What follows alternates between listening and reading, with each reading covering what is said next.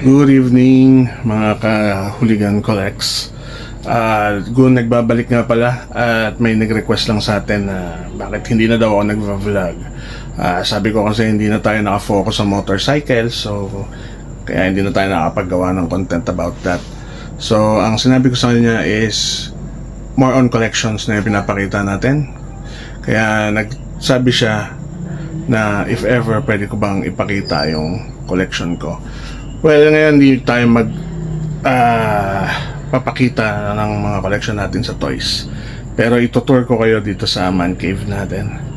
So, dito ko nilalagay yung mga retro vintage items at mga collectibles na napipick natin, nabibili online at binibigyan mga friends natin. So, ayan. Short tour lang dito sa ating man cave. Alright? Here we go. So ayan, pagpasok mo dito sa man cave ko or sa studio is makikita mo yung mga old telephones.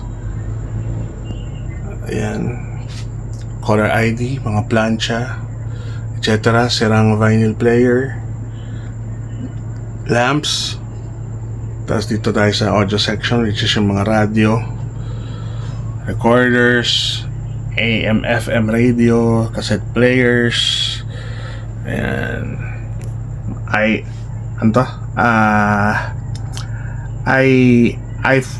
preset, nakalimutan ko na yung tawag dito sa mga to. So mga shuffle.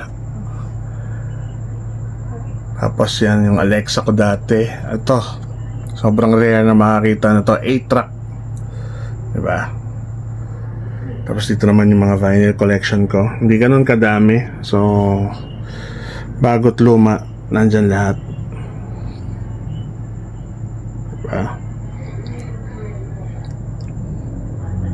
So ayan, mga 7-inch, ayan mga Walkmans, Discmans. So ito, yung iba dito donate ng mga friends natin.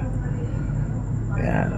So papasalamat ako sa kanila dahil nagtitiwala sila na alagaan ko yung mga luma nilang gamit. Dahil mas sinasabi nila na mas masisave ko at mas mabibigyan ng halaga. So, nandito lahat ng mga Beatles na CDs, DVDs, cassette tapes, books, etc. So, more on Beatles section yan. Tapos dito, mga old gaming consoles natin. So, may mga Game Boy dyan, Tamagotchi. Tapos nandito rin yung mga old phones, mga Nokia phones. Natanggal natin to. Ayan o. Andyan lahat yan. May mga diskettes pa. Ayan o. Pager. Diba? Tapos dito mga magazines tsaka mga lumang artworks ko. Mga sketches, etc. So nandito yan. Sa section na yan. Diba? Tapos dito yung mga text. So sa mga batang 80s, 90s dyan, alam nyo na yan, yung mga text na yan. Dito meron akong John Wick memorabilia or mga kung ano lang na ginawa ko, kinumpile at mga pinili online. Yan yung mga coins, card ng The Continental. So yung barrel. So sa mga fan ni John Wick, yan, tribute ko yan. At syempre yung lapis. Ayun yung lapis, oh. Yan. Dito naman mga comics.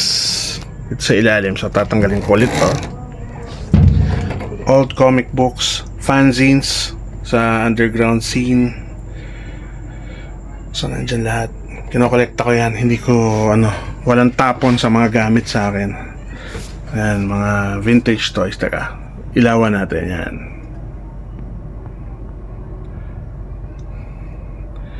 Ayan, kung may mga familiar kayo dyan. So ilan lang din yung mga vintage toys na mga natin. Time to time. Ito random, old and new, pang studio lang talaga. Collection ko ng mga cameras Instamatics, Polaroids, yan, mga vintage, mga retro, mga V8s. Andiyan mga lumang mga pinagkukuha ko dati, college to I don't know what else. Ayan, video cameras, SLRs, yan, mga binoculars, yan, meron ako dyan. Dito naman mga, yan, coins. Marami rin akong, mga paper bills, tsaka mga lumang pera. Pero hindi natin isasama ngayon yun. CDs, cassettes, toys ulit, mga vintage, yan. Tatandaan nyo pa ba yan? Diba? Viewmasters, yan, yung mga nagbo-boxing. Eto, matindi, 1970s na ito, blower, hair blower ng Airmat ko. So working pa rin yan hanggang ngayon. So dito meron pa rin yan mga M&M's, diba? So hindi ko naman kasi naharangan na nito eh. So ito mga toys pa din to. Yan, Spaceship de Frieza. Yan. Yan, mga Ted, mga lumang stuffed toys, Garfield, Gizmo, Pikachu na interactive din yan. Yan, Combi. Ito, boombox, sama ng cassette players, CD player, tapos mga records ulit yan. So madami. Yung sa side dito, hindi ko na mabubuklat, may mga bote dyan. So mga foreign na bottles. Pero mas focus tayo sa locals, sa mga soda and mga beer bottles. So papakita ko yun mamaya. So balikan natin yung mga hindi ko na ilawan. So dito, ayan, mga random stuff. Mga superheroes and shits.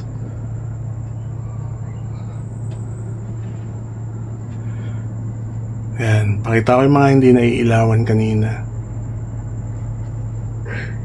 Kasi hindi ko nabuksan yung light natin kanina.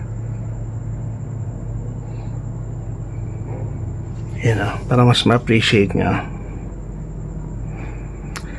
So naghanap pa ako ng ibang mga gaming console. So ako naman, hindi naman ako yung search ng search. Kumbaga, mas gusto ko yung yung bigla akong may encounter. Halimbawa, nasa labas ako, punta ako sa mga surplus, ganyan, may encounter ko bigla yun. So yun yung mga okay, yung accidental na hunt, hindi mo sinasadya. Kasi mas naanohan ako na may istorya. So ito yung studio ko, yung workstation ko. So may mga tayo dyan. Ito yung Anpanman na natin, ginawa kong lamp. So mga Jollibees, Akira. So I'm a big fan of Akira. So nandyan yan. Tapos mga 1/6 scale ko na iba nandito. So next time yung sa toy room na tour natin, Dragon Ball, favorite ko kasi talaga si Goku mula bata. Dito meron pa yan, Sword ni Lion O, Harley Quinn na comics with mask.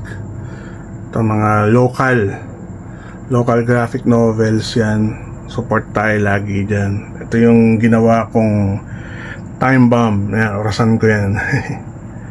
Tapos ito yung mga ibang locals pa natin. Ito photo album namin ng daughter ko. Ayan pa mga graphic novels, manga. Ayan, Crows. Ito yung mga lumang books, tsaka mga comics ulit, graphic novels, etc.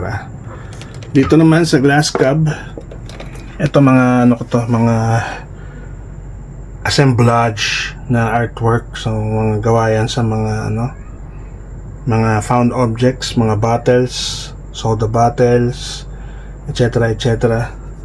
Mga sculptures ko. Okay. Yan, puro mga sculptures ko yan. Dito sculptures ko pa rin, tapos yung ibang friends kong toy designer. Ayan, swap kami ng mga artworks. Ito yung art toy ko. Si Dagun. Dito sa taas may mga samurai dyan. Samurai ni Kenshin, tsaka mga samurai ni Katana. Sorry, samurai tol eh. Katana ni Zoro. Lahat. So ito, Blackbird, X-Men, yan, sinabit natin dyan. Lumang posters. Ito, 80s pa, yung Billy Idol na to. Sa pinsan ko pa yan, may nana ko pa yan. Sa mga jeep, mga lumang trophies. Another 80s poster ng Sex Pistols, galing pa rin sa pinsan ko. Yung paborito kong stuffed toy na gorilla. Car rewinder for VHS tapes. Tapos yung luma akong TV, DVD player, VHS player, CD changer. Yan. Tapos to mga Betamax and VHS tapes. Ang favorite ko, Coming to America, yan ang beses ko napanood yan ng bata ko, yung tape na yan. VCDs. Yan. Hindi ko na tatanggalin mga gitara dito So ito yung mga DVDs naman. Yung mga DVDs pa sa ilalim, kung nakikita nyo. Focus tayo doon. Yan, yung mga DVDs dyan. Tapos yung mga gitara ko, bass guitar, acoustics. So para isang tambayan na lang talaga. Yan, may maliit akong amp doon. Kahon. Ito mga collection ko to ng mga kutsilyo. So yung mga knife ko dyan, karambit, balisong, etc. Shuriken, mga ganun. Ayan, so dito yan.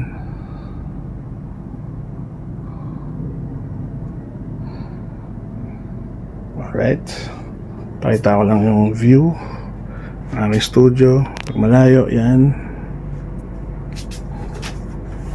Pakasok ko lang yung camera So wala tayong dito. Anything goes tong vlog natin na to. Wala tayong arte-arte. Balik natin to para medyo aesthetic naman yung kuha, di ba? You know.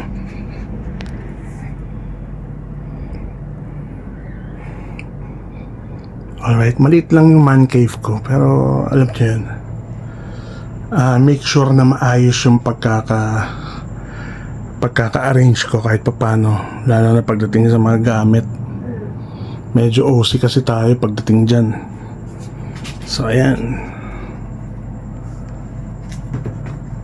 So alam ko may mga mahihilig sa inyo sa mga vintage bottles. So labas tayo, pakita ko sa inyo. Okay, so nandito naman tayo sa labas ngayon. So ito yung namin, shop namin to. So nag-stop lang kami pang samantala. Pero ayan, nagtitinda kami ng mga toys. Tapos nandyan din yung mga fish ko ngayon na alaga ko, mga betta fish, guppies, shrimps. Tapos may mga toys pa rin dito. Ayan. So meron tayong mga QP sa taas. Ayan. So ito ngayon yung dito sa side na to. Ayan, nakita nyo na yung mga bottles, di ba? So ito yung mga skulls. Hindi ko sa skulls. So yan yung isa sa pinokolect ko din. Kada may madaanan ako, may mga friends ako na meron silang skull, binibigay nila sa akin kasi alam nilang hilig ko yan eh. So ayan mga skulls. Tapos ito yung mga soda bottles natin. Vintage. Lahat yan is wala na sa market ngayon. So nag-stop na ng production yung mga yan. Ayan ako, natatandaan yung Royal na yun, Francis M. Yan yung niya, pinopromote niya. Ito ang gusto ko. Ito, from 60s to 80s tong bottle na to ng Royal. Lalo na to. Ba? San Miguel beer pang maghihawak sa Royal noon. True Orange. Tapos Avenida 50s. Tapos 80s and 90s bottles. Meron pa dito. Ayun, so itong mga bote na to na nandyan pa yung laman, tawag dyan is cacao. Ibig sabihin is cap and content are original. Ayun. So yun ang tawag pag mayroon mga ganyan. So tatas pa value niyan someday, 'di ba? So ayan. So ito mga alak, ayan, mga Stag, Colt 45, 'di ba? Beer na beer, Gold Eagle, Red Horse, Happy Horse. Diyan. So marami pa tayong kulang, hindi tayo ito yung 100 years ng SMB. So marami pa tayong kulang actually. Pero hindi naman natin makukolect yun dahil hindi pa tayo ganun ka-hardcore, pero kinolect ko yung mga battles na yung talagang inabot natin, except for this 3. Hindi ko na inabot yan. Ayaw magpaka-hipokrito. And the rest yan, inabot ko lahat yan. Alam nyo naman, malapit na tayong umabot ng 50. Ilang taon na lang. Yan dito for mga tinkan yan. Tapos meron tayo dito ayun o. Tunay yan, pero wala nang laman yan, syempre. Yung mga tin cans. All motorcycle parts. Ayan, mga isda ulit yan. Round turtles, mollies, and glowfish. Ito yung sa labas ng ating studio. Alright.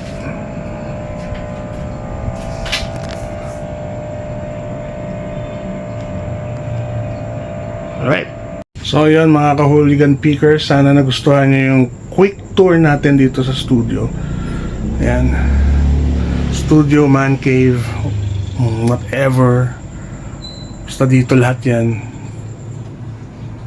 Ayun, sana nag-enjoy kayo kahit papano at nagustuhan nyo yung mga collection ko. So, ang collecting ay walang katapusan yan. So, hindi natin alam mangyayari sa future. Kung madadagdagan or mag-stop ka or whatever. Pero, as long as masaya ka sa pangongolekta, kahit ano pa yan, kahit ano pang kinokolekt mo, tuloy mo lang hanggat gusto mo yung ginagawa mo, di ba? Walang pilitan naman yan, di ba? So, alright. Hanggang sa muli mga kaibigan, this is the Goon speaking. At maraming salamat kung nagustuhan nyo tong vlog ko.